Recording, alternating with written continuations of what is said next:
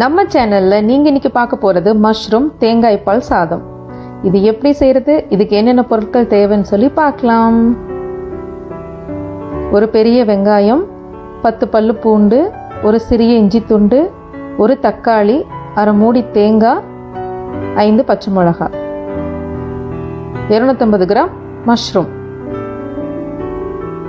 கைப்பிடி அளவு கொத்தமல்லி, புதினா.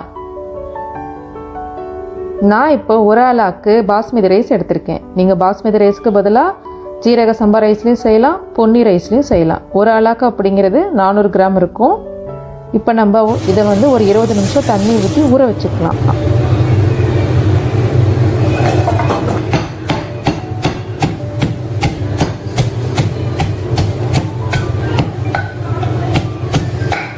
இஞ்சி பூண்டு இது ரெண்டையும் நம்ம நல்லா இந்த மாதிரி இடித்து சேர்த்துக்கும் போது டேஸ்ட் ரொம்ப நல்லாயிருக்கும்.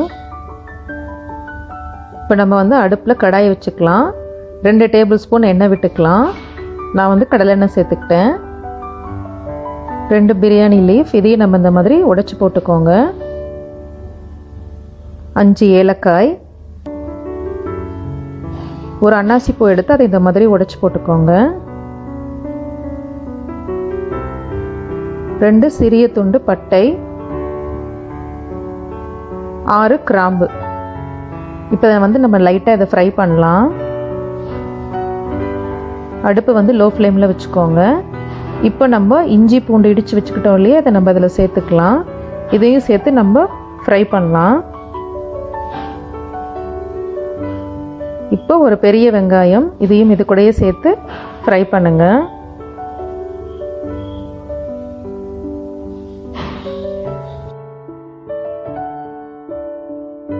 இப்போ பச்சை மிளகாய் சேர்த்துக்கலாம். நான் ஒரு 6 பச்சை மிளகாய் எடுத்துக்கிட்டேன். இது கொஞ்சம் காரம் கம்மியாக தான் இருக்கும். நீங்கள் உங்கள் காரத்துக்கு தகுந்த மாதிரி சேர்த்துக்கோங்க.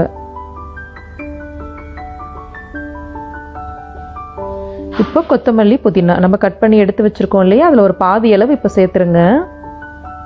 இதையும் சேர்த்து நல்லா வதக்கி விடுங்க. இப்போ மஷ்ரூம் நான் 250 கிராம் எடுத்துக்கிட்டேன். இதை நல்லா உப்பு போட்டு நல்லா வாஷ் பண்ணி எடுத்துக்கோங்க.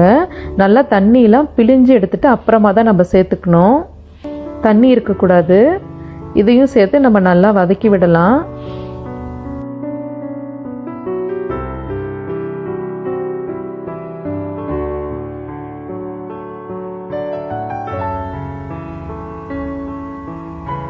அரை மூடி தேங்காய், அரை டீஸ்பூன் சோம்பு, இது ரெண்டையும் சேர்த்து நம்ம தேங்காய் பால் ரெடி பண்ணி வச்சுக்கலாம்.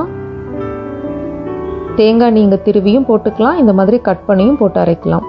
இப்போ ஒரு தக்காளி, இதை நல்லா கட் பண்ணி சேர்த்துக்கோங்க. தக்காளி நல்லா பழமாக இருக்கணும். இப்போ இந்த தக்காளியிலேருந்து நல்லா ஜூஸ் வெளியில் வரணும், அது வரைக்கும் நம்ம சேர்த்து வதக்கலாம். இப்போ தேவையான அளவு உப்பு சேர்த்துக்கலாம்.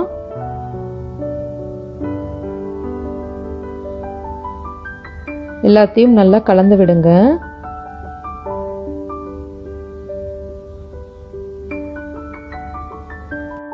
நம்ம தக்காளி வதங்கிடுச்சு.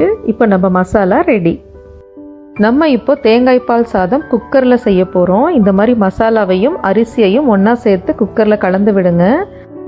அரிசியை 2 தடவை வாஷ் பண்ணிவிட்டு அப்புறமா சேர்த்துக்கோங்க. இப்போது நம்ம தண்ணி சேர்க்க போகிறோம். நமக்கு ஏற்கனவே தேங்காய் பால் இருக்குது. ஸோ தேங்காய் பால் தண்ணி ரெண்டும் சேர்த்து 1.25 அளவுக்கு இருக்கணும். ஏன்னா நம்ம பாஸ்மதி ரைஸில் செய்ய போகிறதுனால 1க்கு 1.25 அளவு அளவுக்கு சரியாக இருக்கும். இதுவே நீங்கள் பொன்னி ரைஸில் செய்கிறதா இருந்தால் 1க்கு 2 வச்சுக்கோங்க. கொத்தமல்லி புதினா இரண்டையும் சேர்த்துக்கலாம். நல்லா கலந்து விடுங்க.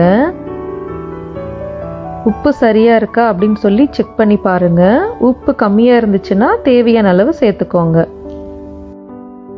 இப்போது 1 டேபிள் ஸ்பூன் அளவு எண்ணெய் சேர்த்துக்கலாம். இந்த மாதிரி எண்ணெய் சேர்த்துக்கிட்டீங்க அப்படின்னா நம்மளோட சாதம் உதிரி உதிரியாக கிடைக்கும். எல்லாத்தையும் நல்லா கலந்து விட்டுருங்க.